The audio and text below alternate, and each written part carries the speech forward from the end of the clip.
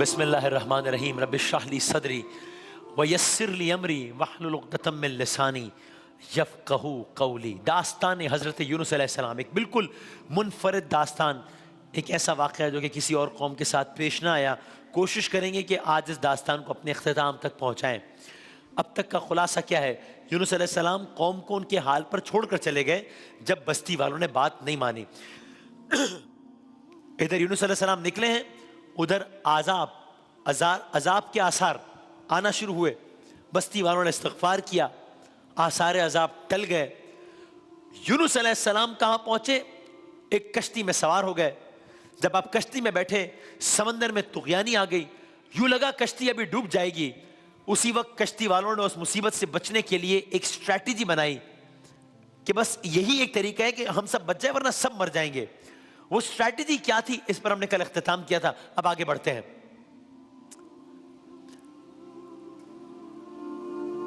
N سمندر کے وسط میں یا پانی میں کسی مقام پر ایک کشتی ہچکولے کھا رہی ہے، اور کشتی والوں نے ایک لاہ عمل بنایا۔ لاہ عمل یہ بنایا کہ بچنے کا صرف ایک طریقہ ہے، اور وہ طریقہ یہ ہے کہ کشتی کا بوجھ ہلکا کرنا ہوگا۔ یعنی کیا؟ یعنی یہ کہ اس کشتی سے کسی ایک کو اتارنا ہوگا ورنہ سب مر جائیں گے۔ اس پر تو اتفاق ہو گیا کہ بات ٹھیک ہے، کم از کم ایک اضافی شخص ہے اس کشتی میں، تو کسی ایک کو اتارنا ہوگا۔ اس پر تو سب نے اتفاق کر لیا، لیکن کسے اتاریں؟ کون مانے گا کہ وہ کشتی سے اترے؟ ظاہر ہے کشتی سے اترنے کا مطلب کیا ہے؟ موت طے پا گیا۔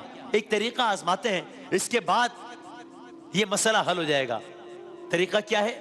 طریقہ کیا آزمایا؟ طریقہ یہ آزمایا کہ اس شخص کے نام ایک قرآن اندازی کی جائے۔ اگر میں اپنے الفاظ میں کہوں، جس شخص کے نام کا قرآن نکلے گا اسے سمندر میں پھینک دیا جائے، یا وہ خود سمندر میں کود جائے۔ سب اس بات پر راضی ہو گئے۔ وقت کم ہے، کشتی ہچکولے کھا رہی ہے، جلد از جلد عمل انجام دیا گیا، قرآن ڈالا گیا۔ ہر شخص کے دل کی دھڑکن تیز ہے کہ کہیں اس کا نام قرآن اندازی میں نہ نکل آئے۔ دنیا میں کوئی قرآن اندازی ہو رہی ہوتی ہے جس میں کوئی بڑا انعام نکلنے والا ہوتا ہے، تو سب کے دلوں کی دھڑکن تیز ہوتی ہے جو اس قرآن اندازی میں شامل ہوتے ہیں، اور دھڑکن اس لیے تیز ہوتی ہے کہ کاش ہمارا نام نکل آئے تو ہم بڑے نام کے حقدار پا جائیں گے۔ یہاں عین سمندر میں چار طرف پانی ہے، ڈگمگاتی کشتی ہے، قرآن اندازی ہو رہی ہے، ہر شخص کے دل کی دھڑکن بے قابو ہے کہ کہیں اس کا نام نہ نکل آئے۔ یہاں تک کہ اب قرآن کھولے جانے کا لمحہ آ گیا، قرآن کھولا جا رہا ہے، دلوں کی دھڑکنیں مزید تیز ہوتی جا رہی ہیں۔ قرآن کھولا گیا، نام کس کا نکلا؟ یونس علیہ السلام۔ اللہ اکبر! اب کیا ہو سکتا تھا؟ جو اصول طے پایا تھا، یونس علیہ السلام تیار تھے کہ جو اصول طے ہوا ہے اس پر عمل کیا جائے۔ آپ کشتی سے چھلانگ لگانے کو تیار تھے، آپ یہ عمل انجام دینے لگے تھے کہ اچانک دیگر مسافر بول اٹھے، نہیں نہیں، ٹھہرو ٹھہرو ٹھہرو۔ کیوں؟ اس لیے کہ ان تمام مسافروں نے آپ کی جبین مبارک سے ظاہر ہوتا ہوا نور نبوت دیکھا تھا، سب نے آپ کی شان و جلالت دیکھی تھی۔ سب نے کہا ارے نہیں تو خیر کیا ہوا؟ سب نے آپ کو روک لیا۔ اب کیا کیا جائے؟ کشتی ڈوب جائے گی، دوبارہ قرآن کرو۔ دوبارہ یہ عمل دہرایا گیا، دوبارہ قرآن کھولا گیا۔ اب کی دفعہ کس کا نام نکلا؟ یونس علیہ السلام۔ آپ تیار ہیں؟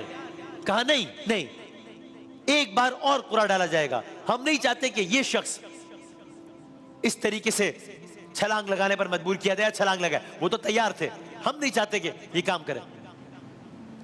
تیسری بار قرآن ڈالا گیا، اب پھر سب کی نظریں مرکوز ہیں۔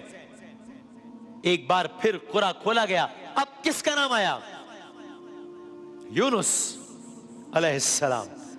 پھر آپ کا نام نکلا۔ تیسری بار بھی آپ کا اسم مبارک نکلا۔ اب آپ بھانپ گئے تھے یونس علیہ السلام کہ اس میں کوئی راز پوشیدہ ہے۔ یہ سب کچھ ایسے ہی نہیں ہو رہا کہ سمندر میں کشتی ہے، مسافر ہیں، کشتی ہچکولے کھا رہی ہے، قرآن ہو رہا ہے، پہلی بار میرا نام، دوسری بار میرا نام، تیسری بار میرا نام۔ کچھ راز پوشیدہ ہے، اللہ کی یہی مرضی ہے۔ اللہ کے نبی نے کشتی سے سمندر میں چھلانگ لگا دی۔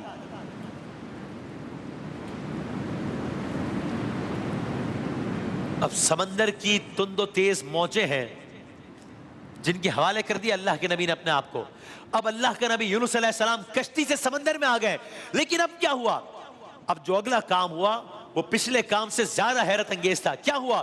خداوند کریم نے عین اسی وقت اسی مقام پر ایک بڑی مچھلی، ممکن ہے آج کل کے حساب سے ویل مچھلی ہو، بھیج دی. اور رب تعالیٰ کی طرف سے اس مچھلی کو حکم ہوا. کیا حکم ہوا؟ نگل لے یونس علیہ السلام کو، اپنے پیٹ میں چھپا لے اسے. اللہ کا حکم تھا، لیکن اللہ کا حکم ساتھ ہی کچھ اور بھی تھا. سنیے اللہ تعالیٰ کا حکم کیا تھا. مچھلی کو حکم دیا نگل لے یونس علیہ السلام کو، ساتھ ہی اللہ تعالیٰ کا حکم یہ بھی تھا کہ مچھلی یہ کام اس طرح کرنا کہ وہ کہ یوسف علیہ السلام کا گوشت نہ کھانا، ان کی کوئی ہڈی نہ ٹوٹے. کن فیکون، وہ کہ جس کے کن سے کائنات خلق ہو گئی، تو ظاہر یہ کام ہو گیا. اب عین سمندر میں آپ سوچئے اللہ کا نبی مچھلی کے پیٹ میں ہے. اللہ اکبر. ہمیں تفاسیر سے قرآن کریم سے پتا چلا، ورنہ کیسے معلوم ہوتا کہ ہر کسی کو یہ جاننے کا تجسس ہوگا نا. یہ منظر تو بہت لوگوں نے دیکھا اب سے پہلے کا. اب اللہ کا نبی ہے، سمندر ہے، مچھلی ہے، اس کے پیٹ میں اللہ کا نبی ہے. وہاں پر کیا ہو رہا ہے؟ سب کو جاننے کا تجسس ہوگا نا کہ وہاں کی داستان کیا ہوگی. سنیے، چونکہ بتایا ہے قرآن کریم میں، بتایا ہے تفاسیر میں، اللہ کا نبی مچھلی کے پیٹ میں ہے. اللہ کا نبی اس عالم میں اپنے رب سے کہنے لگا، یا رب، سبحان اللہ، یا رب، میں نے ایسی جگہ کو تیرے لیے عبادت گاہ بنا لیا ہے کہ اس طرح کے مقام پر کسی نے آج تک تیری عبادت نہیں کی.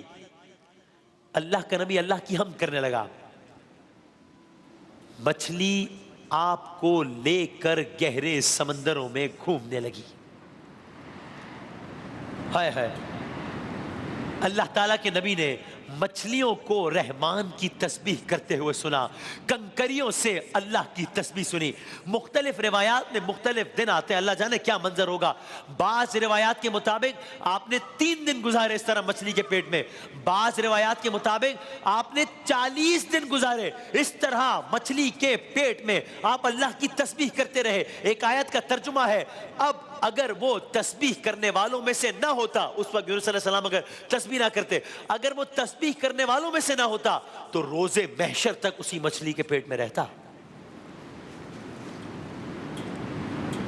یہ آیت کا ترجمہ عرض کیا میں نے. تو اب ایک مچھلی کا پیٹ، دوسرا سمندر کی گہرائی، تیسرا اندھیری رات. چونکہ میں نے بعض جگہوں پر علماء سے یہ بھی سنا کہ یہ رات کا وقت ہو گیا تھا، تو یعنی کہ آپ منظر سوچئے کہ سمندر کا اپنا اندھیرا، مطلب ظاہر ہے سمندر کے اندر کوئی انسان ہوگا تو اس انداز سے سورج کی روشنی نہیں پہنچے گی وہاں. سمندر کا اپنا اندھیرا، مچھلی کا پیٹ، اور رات کا وقت بھی تھا.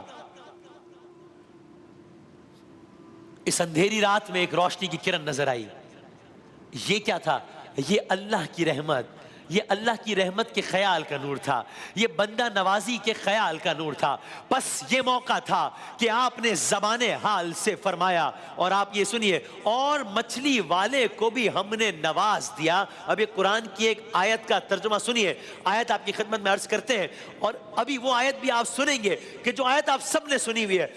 میں سے بچوں کے لیے عرض کر رہا ہوں کہ جانیے گا کہ یہ آیت کا اصل بیک گراؤنڈ کیا ہے.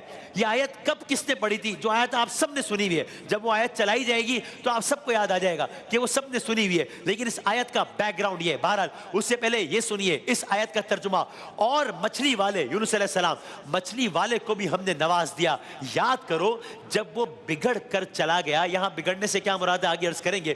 جب یعنی قوم کو چھوڑ دیا نا، قوم اپنے ہاتھ میں چھوڑ دیا. یاد کرو جب وہ بگڑ کر چلا گیا اور ہم سمجھا تھا کہ ہم اس پر گرفت نہ کریں گے، آخر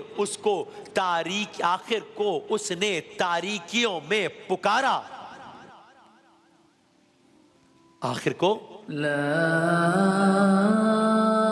الہ الا انت سبحانک انی کنت من الظالمین. آیہ کریمہ آپ نے، میں نے، سب نے سنی ہے، لیکن یہ اس کا بیک، اب آپ سوچئے میں اور آپ تو اس عالم میں آیہ کریمہ پڑھ رہے ہوتے ہیں، اللہ جانے وہ کیا منظر ہوگا جب اللہ کے نبی نے سمندر کی گہرائی میں، سمندر کے اندھیرے میں، مچھلی کے پیٹ کے اندر یہ کہا ہوگا لا الہ الا انت سبحانک انی کنت من الظالمین، نہیں ہے کوئی خدا مگر تو، پاک ہے تیری ذات، بے شک میں نے قصور کیا۔ اللہ کا نبی اللہ کی تسبیح کر رہا ہے، اللہ کا نبی سمندر میں خداوند تعالیٰ کو یاد کر رہا ہے، حالانکہ بڑا عجب عالم ہے، یعنی ظاہر ہے یہ منظر بڑا بظاہر تو بڑا خوفناک منظر ہے نا، لیکن اللہ کا نبی اللہ کی تسبیح کر رہا ہے۔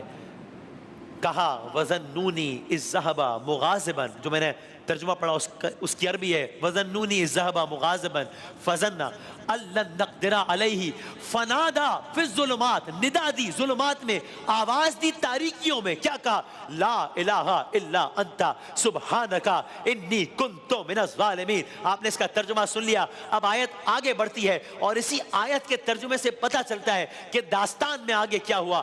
اس کی آگے آیت کی بڑھتی ہے وَاسْتَجَبْنَا لَهُ فَاسْتَجَبْنَا لَهُ وَنَجَّيْنَاهُ مِنَ الْغَمِّ وَكَذَلِكَ نُنْجِي الْمُؤْمِنِينَ، یعنی کیا، یعنی کہ آگے کیا ہوا، جو کہ اس آیت کا ترجمہ ہے وہ کیا ہے، کلرز کریں گے انشاءاللہ۔